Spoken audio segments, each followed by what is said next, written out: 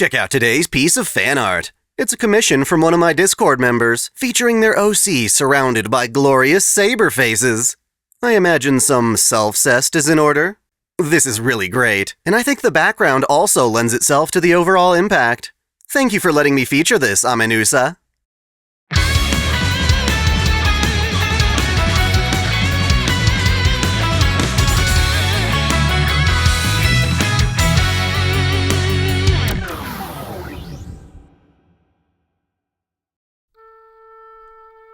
Love is a concept known by many names. Christian sources refer to unconditional love as agape, a pure, selfless devotion to another. In contrast, there is eros, a love of passion and possession, a selfish fulfillment of one's desires. In Greek mythology, this love is embodied by the god Eros, more famously known as Cupid. Tales are told of divine arrows with the power to charm those who are struck by them.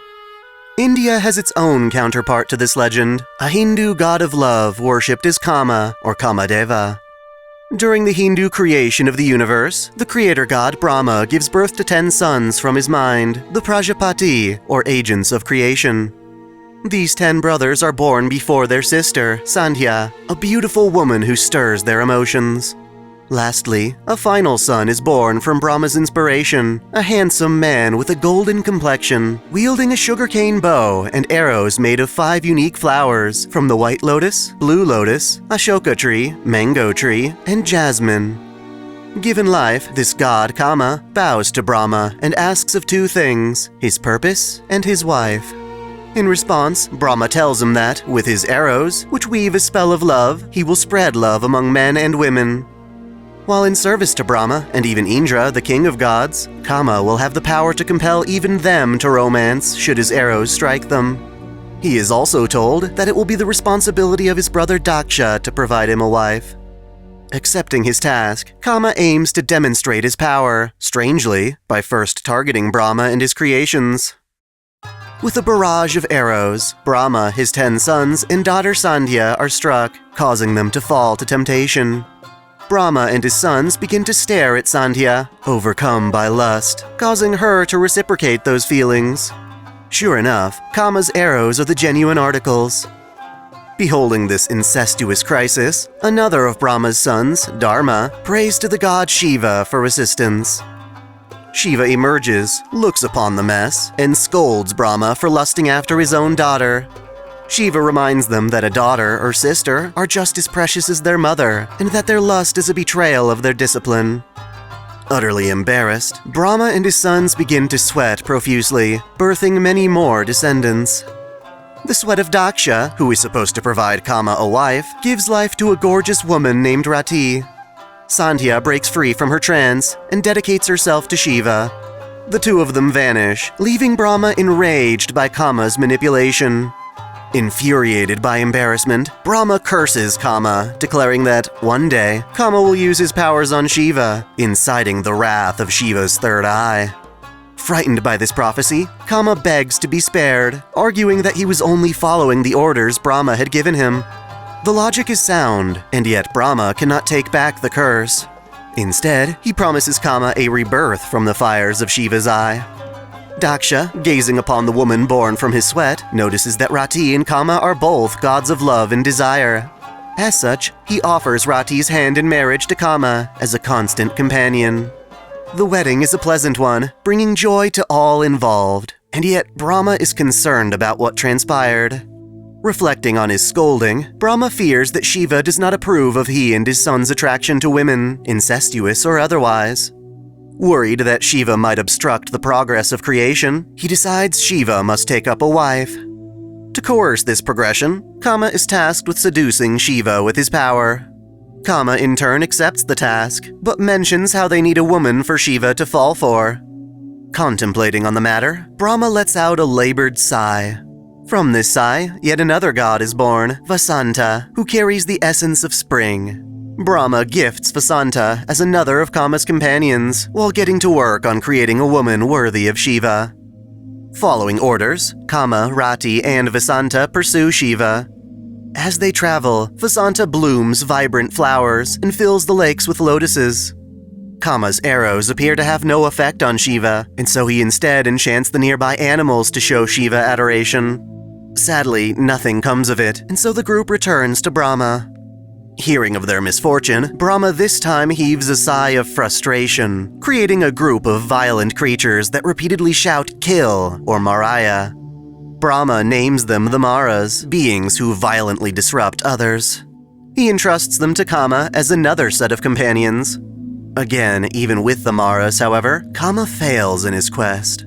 In desperation, Brahma prays to the goddess Shakti, who offers to incarnate as one of Daksha's children and eventually marry Shiva. After many years of worshipping the goddess, Daksha's wife finally gives birth to this incarnation as the daughter Sati. Shiva, a yogin, claims he does not desire a wife, but is willing to oblige if he finds a woman who will love him on his terms, abstaining whilst he meditates, waiting patiently until he is ready to indulge her. With enough persistence from the other gods, Shiva accepts Sati as his wife, giving rise to more celebration.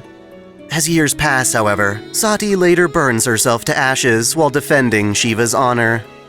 During this time, Kama continues serving the gods, further accompanied by symbols of the spring season, including a cuckoo, the parrot he is often seen riding, and humming bees. In addition to spreading love, he participates in the battles between the Deva gods and the demonic Asuras. While Kama has thus far failed to seduce Shiva, he is granted another opportunity that intersects with these battles. One of the Asura, Taraka, has become overwhelmingly powerful. It is thought that only a child of Shiva can defeat Taraka, but because Shiva's wife cast herself into flames, no such child was ever born. Fortunately, Sati's soul, which had wandered for years, eventually reincarnated as the goddess Parvati. She wishes to continue her marriage with Shiva, but ever since Sati's death, Shiva has been dedicated to his mournful meditation, no longer interested in marriage despite her loyalty. Desperate, the gods entrust Kama with breaking Shiva's meditation, inciting love between him and Parvati, hoping the two will have the child prophesized to slay Taraka. Once more, Kama, his wife Rati, and companion Vasanta all journey to Shiva's abode. They sneak by Shiva's guard, Nandine, by disguising themselves as a fragrant southern breeze. Vasanta sets the mood, spreading the effects of spring all around Shiva, but this does not deter his meditation. Parvati then comes before Shiva, offering him flowers as Kama fires off an arrow. When Shiva is pierced by this arrow, he becomes enamored by Parvati's beauty. As he begins to undress her, however, he breaks free of Kama's spell. Enraged, Shiva fulfills the curse placed on Kama years prior. His third eye opens, burning Kama to ashes. Rati is traumatized, prompting the other gods to approach Shiva and explain that Kama was only trying to help defeat Taraka. Understanding their plight, hoping to ease Rati's distress, Shiva decides to revive Kama in a disembodied form. In this state, Kama earns the name Ananga, the incorporeal one, because the spirit of love he embodied is now dispersed across all the cosmos. Kama's sacrifice is not in vain, as Shiva comes out of meditation to marry Parvati. Their son, Kartikeya, indeed fulfills his mission of slaying Taraka. In some sense, this is a tale of heroism, with Kama's power of love being used in a benevolent fashion, but world mythologies are not always so straightforward. The Maras, Kama's killing servants, are often viewed in Buddhism as Kama's demonic counterpart. Mara, then, is considered to be the demon king of the sixth heaven, a being who uses the same love that Kama embodies to provoke the lust and fearful desire that obstruct Buddhist meditation. Legends describe the Gautama Buddha, the founder of Buddhism, a savior who finds enlightenment by releasing his worldly desires and escaping the cycle of reincarnation. Mara plays into these legends as a force that tries to disrupt his enlightenment in many ways. First, Mara transforms into 3 beautiful women to tempt him. When this fails, Mara hurls stones, weapons, violent weather, and even a plate of fire at him. Unafraid, the Gautama Buddha turns these projectiles into flowers before ultimately completing his enlightenment. The nature of these legends intertwine, resulting in a god that is both Kama and Mara, representing both the good and evil sides of love. The Kama recorded into the Throne of Heroes shares this dual nature. In the modern era, thanks to the intervention of an alien god, various timelines known as Lost Belts are allowed to exist when the universe would otherwise prune them. One of these Lost Belts arises from an incident in India, where the hero Arjuna assimilates the Hindu pantheon of gods into himself. Normally, Mara's influence over Kama is held in check by Shiva's watchful eye. But because Arjuna absorbs Shiva, Mara begins to swell in power, escaping the Lost Belt to become a malevolent beast of humanity. After all, Kama was only ever following his duty as a god of love, and yet in exchange he was incinerated. As such, he rebels against his own legend, his tragic fate, by emerging as a heroic spirit. Of course, gods like Kama require a vessel so they can manifest as a pseudo-servant. Parvati, whom Kama had assisted in life, manifests as a heroic spirit using the body of Sakura Mato. As if to spite Parvati, Kama chooses the same vessel for himself, taking the form of a woman. Sakura just so happens to be quite compatible with Kama, given that Sakura too faced great tragedy throughout her life. As such, Kama integrates with the darker side of Sakura's personality, ideal for her new mission of becoming a beast. In this form, she can alter her age at will, from that of a child to a hypothetical adult that mimics Kama's ethereal appearance as an aberration throughout the cosmos. Even so, she faces opposition in her quest from the counterforce, which exists in part to prevent the emergence of beasts. Thus, Kama must remain undetected until her transformation is complete, and so she takes shelter within a singularity created from the dying regrets of Lady Kasuga, a wet nurse serving the Tokugawa shogunate during Japan's Edo period. Taking advantage of Kasuga's desire to continue nurturing the Tokugawa's children, Kama infiltrates the period's Ooku, a chamber for the family's concubines and nurses. From there, she tempts Tokugawa Iemitsu with her flesh, taking his soul captive and using it to steal the souls of all the other Tokugawa shoguns from both the past and future.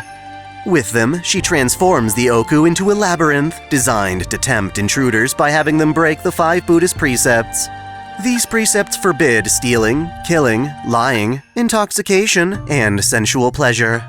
This labyrinth not only protects Kama while she transforms into what we call the Beast 3L, but it also serves as a trap for the one person who defeated her beast counterpart, Beast 3R.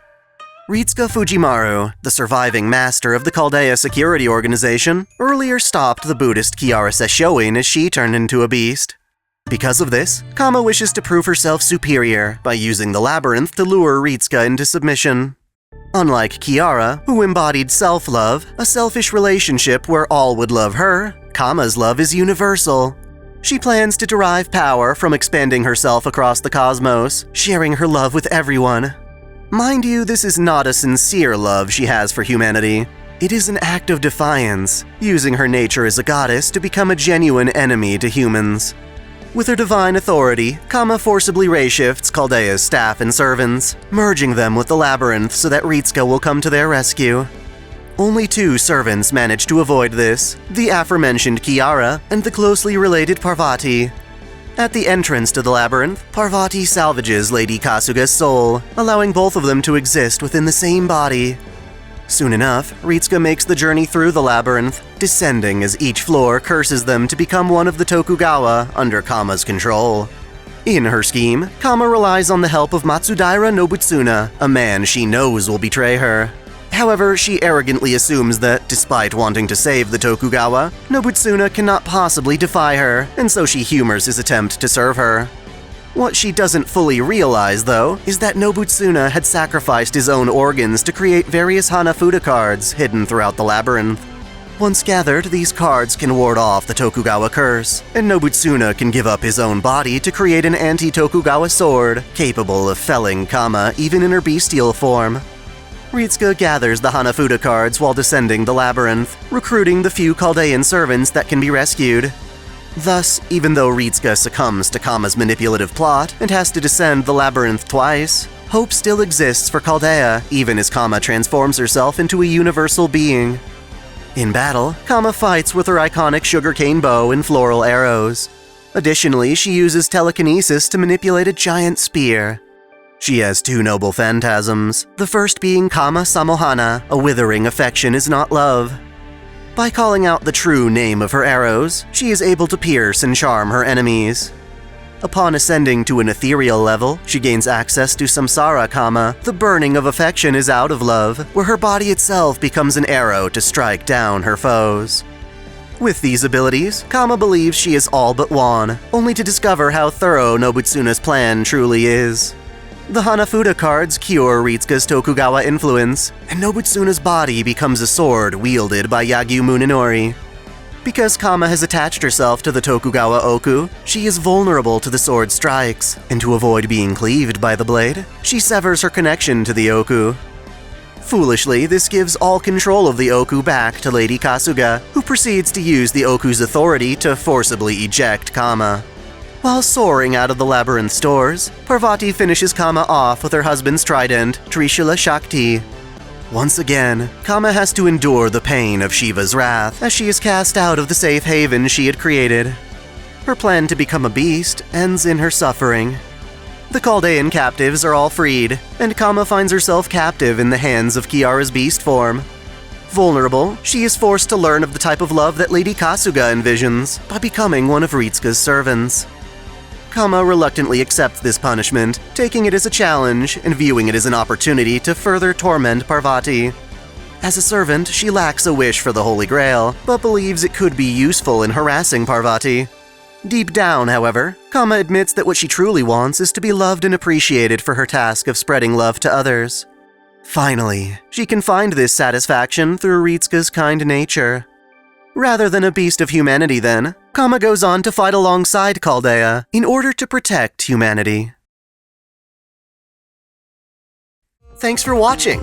If you enjoy this channel, help us grow by liking, commenting, sharing the video, subscribing to OtakuDaiKun, and most of all, smashing that notification bell so you don't miss out on all of our anime discussion, lore, or Let's Play content. You can support us directly through Patreon, Subscribestar, or our YouTube membership, all of which come with benefits like exclusive vids and early access. As always, celebrate your fandom!